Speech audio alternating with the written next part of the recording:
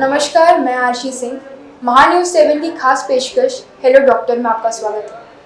आज हम मौजूद हैं इंटीग्रिटी हॉस्पिटल में, जहां हमसे बातचीत करने के लिए हमारे साथ मौजूद हैं Pankaj doble sir. Hello sir. Sir basically अभी हम जैसे देख रहे हैं कि लोगों में कॉमन सी बीमारी बोल सकते हैं या नॉर्मल एक सिम्टम्स जैसे देख सकते हैं हम कि हेडेक होता है, तो वो एक्चुअली में होता क्यों है? नमस्कार, मैं doctor Pankaj doble, director integrity hospital. Headache जैसे हम देखना चाहें आजकल बहुत कॉमन है, मेल्स फीमेल्स में देखा जाता है। एक कॉमन टाइप जो हेडेक है वो स्ट्रेस हेडेक। अब स्ट्रेस हेडेक किसे बोलते हैं? जब व्यक्ति मेल फीमेल किसी स्ट्रेस में हो, कुछ एंजाइटी चल रही है, नींद नहीं आना, इसकी वजह से होता क्या है कि आपको एक माइनर सा हेडेक कंटिन्यू रहता है। फ्रंट साइड ऑफ हेड जिसको फ्रंटल हेडेक बोलते हैं, वो एक कंटिन्यू हेडेक चलता है। लेकिन वो हेडेक कैसा होता है? क्रॉनिक टाइप होता है। क्रॉनिक मतलब वो काफी दिनों से चल रहा है, पेशेंट के स्पेक्ट्रम में स्ट्रेस है, तो वो एक थोड़ा कॉमन है। अब इसमें होता क्या है कि दिस स्ट्रेस हेडेक जो मोस्टली रिलेटेड आपके एंजाइटी से रिलेटेड हो या आपके स्ट्रेस से रिलेटेड हो, ये उतना डेंजरस नहीं होता। आप अपना लाइफस्टाइल मॉडिफाई कर दीजिए, स्ट्रेस लेवल को अच्छा कीजिए, बाय वेरियस मेथड्स योगा कीजिए, एरोबिक एक्सरसाइज कीजिए, तो आपका ये हेडेक इससे कम हो जाएगा। और दूसरा आपके कुछ मेडिसिन, सिंपल मेडिसिन से कम हो जाएगा। दूसरा कॉमन होता है हेडेक एक माइग्रेन का, जो काफी लोगों को पता है। इसमें माइग्रेन एक ऐसी बीमारी है जिसमें आपको आधा सर का दर्द बहुत ज्यादा होता है। जो सर दर्द किसी लाइट की वजह से या किसी साउंड की वजह से एग्रेवेट हो जाता है। मतलब आपको हेडेक तो होगा, लेकिन कोई सडन साउंड आता है, लाइट आती है, तो आपका हेडेक एग्रेवेट हो जाएगा। तो माइग्रेन की मेडिसिन आती है जिसको आप करके प्रॉपर इलाज करके ठीक कर सकते हैं। और थर्ड टाइप जो कॉमनली देखते हैं और इतने में जो कॉमन ज़्यादा दिख रहा है वो होता है headache related to your fever. अब ये होता क्या है? बहुत बार क्या होता है कि पेशेंट्स को फीवर आता है। फीवर के मल्टीपल रीजंस है, can be typhoid, it can be dengue, it can be viral, anything. जब किसी फीवर में patient presents with headache, sir मुझे डॉक्टर साहब मुझे ऐसा हेडेक हो रहा है जो परसिस्ट है, बर्दाश्त नहीं हो रहा है, तो एक पॉसिबिलिटी रहती है कि ये हेडेक आपका जो फीवर है वो आपके ब्रेन को इन्फेक्ट कर रहा है, जिसे हम कॉमन भाषा में बोलेंगे दिमाग का बुखार। अब ये वायरल भी हो सकता है, बैक्टीरियल भी हो सकता है, जिसे हम कॉमन मेडिकल में बोलते हैं वायरल मेनिंजाइटिस और वायरल एन्केफेलाइटिस। इसमें होगा कैसा है कि हर कोई मेंटल ज्वर वाला पेशेंट, जो लोगों में कॉमन धारणा है कि कोमा में रहेगा, सुस्त रहेगा, ड्राउजी रहेगा, ऐसा नहीं होता। बहुत बार ऐसा होता है कि पेशेंट फीवर करके आते हैं विद हेडेक, और इतना सीवियर हेडेक होता है वो कि पेशेंट डिस्ट्रेस में रहता है। पेशेंट आपको अच्छा दिखेगा, कॉन्शियस है, ओरिएंटेड है, बात कर रहा है, लेकिन वो बोलेगा डॉक्टर साहब मुझे परसिस्टेंट हेडेक है। तो ये एक जब पेशेंट फीवर के साथ आता है तो हमें ये प्रोबेबिलिटी रखनी चाहिए कि ये एक वायरल एन्केफेलाइटिस या वायरल मेनिंजाइटिस हो सकता है, कि उसका ट्रीटमेंट अकॉर्डिंगली डिफर करता है। देन अकॉर्डिंगली आपके इन्वेस्टिगेशंस, आपका सीटी स्कैन, आपका लंबर पंचर जिसे हम कहते हैं, स्पाइनल कॉर्ड में जो सीएसएफ होता है, पानी होता है, उसकी टेस्ट, उसमें काफी चीजें डिफर करती है। एक और टाइप का हेडेक है जैसे ब्रेन में हमारे ब्रेन को जो ब्लड पहुंचाती है, नसें होती है ब्रेन का, जिसका जो नसों से खून जाता है, जो हमारे वेन्स होती है बॉडी में, वैसे वेन्स ब्रेन में भी होती है।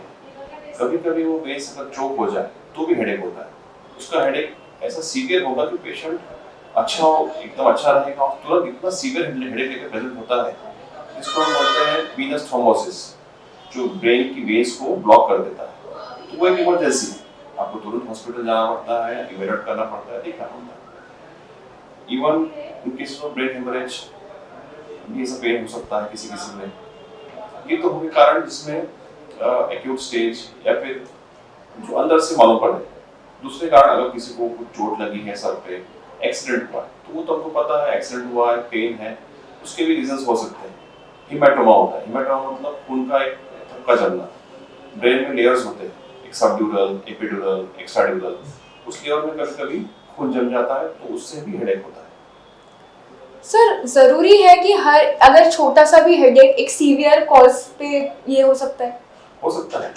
अब बहुत लोगों को, जैसे मैंने बताया, एक्यूट एक्यूट मतलब शॉर्ट हिस्ट्री है, एक दो दिन की हिस्ट्री है, और सीवियर है, अनटॉलरेबल है, बर्दाश्त नहीं हो रहा, तो आपको तुरंत चेक कराना चाहिए, उसका रीजन देखना चाहिए। इट कैन बी माइग्रेन हो सकता है, it can be anxiety related, but वो एक सीवियर कंडीशन रह सकती है।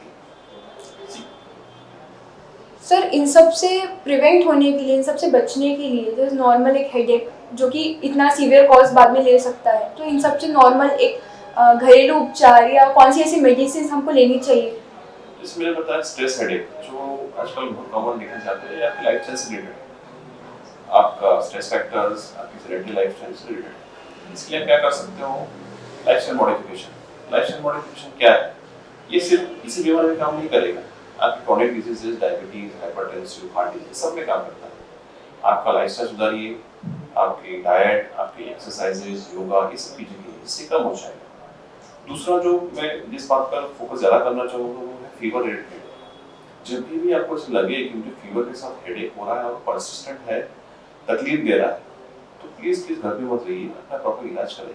बहुत लोग क्या होता है कि फीवर है, एंटीबायोटिक ले लेंगे, सेल्फ मेडिकेट कर लेंगे और बाकी कुछ नहीं करेंगे। अगर ये वायरल एन्केफेलाइटिस या वायरल मेनिंजाइटिस रहा, तो उससे होगा क्या कि आपका ब्रेन का इन्फेक्शन बढ़ता जाएगा unless you seek proper medical attention. और जब वो सीवियर लेवल पर बढ़ जाएगा तो आपका ब्रेन इन्फेक्ट ज़्यादा हो चुका हो, तो इसको आपको अर्ली स्टेज पे डिटेक्ट करना होगा, अर्ली स्टेज पे ही फाइंड आउट करना पड़ेगा।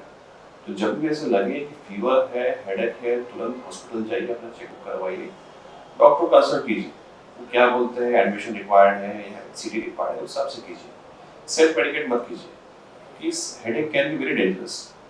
दूसरे जगह वैसे मैंने बताया कंडीशन होती है कॉर्टिकल वेनस थ्रोम्बोसिस, जिसमें ब्रेन की वेन चोक हो जाती है।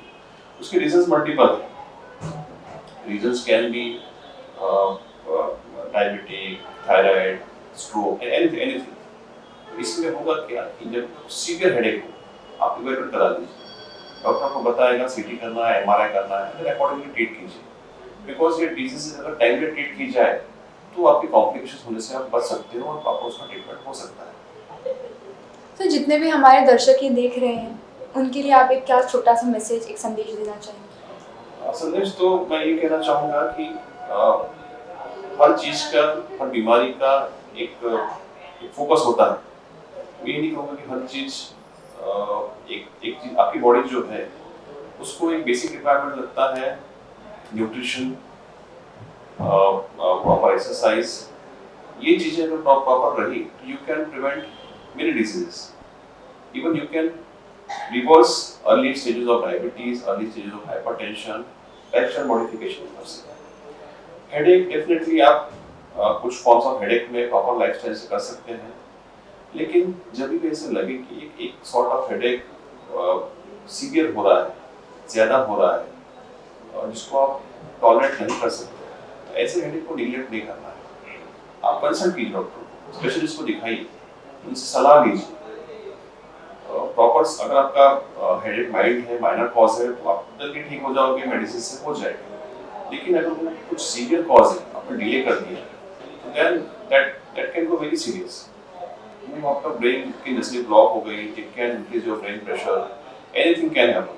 तो आपको ये चीज़ें ध्यान में रखनी चाहिए और जो भी सिम्टम्स है आपके डॉक्टर से कंसल्ट करवाइए और सेफ रहिए, और सिर्फ ध्यान रखिए कि आपको जो भी सिम्टम्स हो रहे हैं उसको आपको प्रॉपर्ली चीज़ को बताना। मैं जैसे बोलता हूँ, prevention is always better than cure. हर चीज़ को आप प्रॉपर प्रिवेंट करोगे तो आपको आने वाले कॉम्प्लिकेशन को अवॉइड कर सकते हैं।